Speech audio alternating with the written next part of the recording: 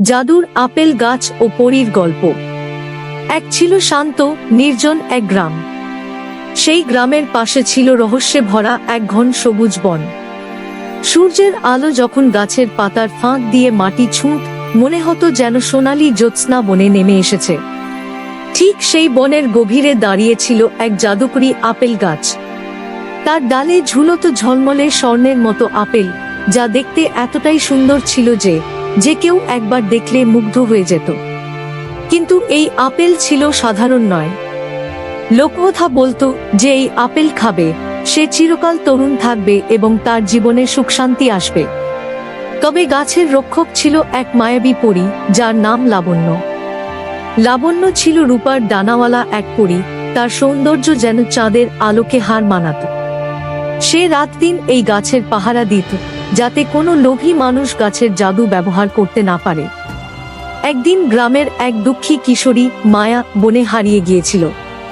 তার জীবন ছিল কষ্টে ভরা, তার মা ছিলেন অসুস্থ আর ঘরে খাবারও জুটত না ঠিক মতো। বনের ভিতর হাঁটতে হাঁটতে হঠাৎ সেই জাদুকরী গাছের নিচে এসে পৌঁছায়।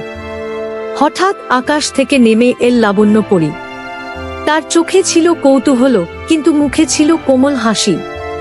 পরী জিজ্ঞেস করল, তুমি এখানে কেন এসেছো ছোট্ট মেয়ে? মায়া নির্দ্বিধায় উত্তর দিল, আমার মা খুব অসুস্থ। আমি শুনেছি এই গাছের আপেল মানুষকে সুস্থ করে তোলে। আমি চাই মায়ের জন্য একটি আপেল নিতে। লাবণ্য মায়ের চোখের ভেতরের সত্যতা অনুভব করল। তার হৃদয় কোমল হয়ে উঠল। সে জানত এই গাছের জাদু কেবল লোভীদের জন্য নিষিদ্ধ। তাই সে হাত নাড়িয়ে এক সোনালী আপেল মায়ের সামনে নামিয়ে আনল। মায়া বিস্ময়ে চেয়ে রইল। সে কৃতজ্ঞতায় ভরে উঠল এবং তৎক্ষণাৎ দৌড়ে বাড়ি ফিরে গেল। তার মা যখন সেই আপেল খেলেন, তখনই যেন এক অদ্ভুত জাদু কাজ করল। তিনিই সুস্থ হয়ে উঠলেন, আবার হাসলেন মায়ের দিকে। খবরটি দ্রুত ছড়িয়ে পড়ল পুরো গ্রামে।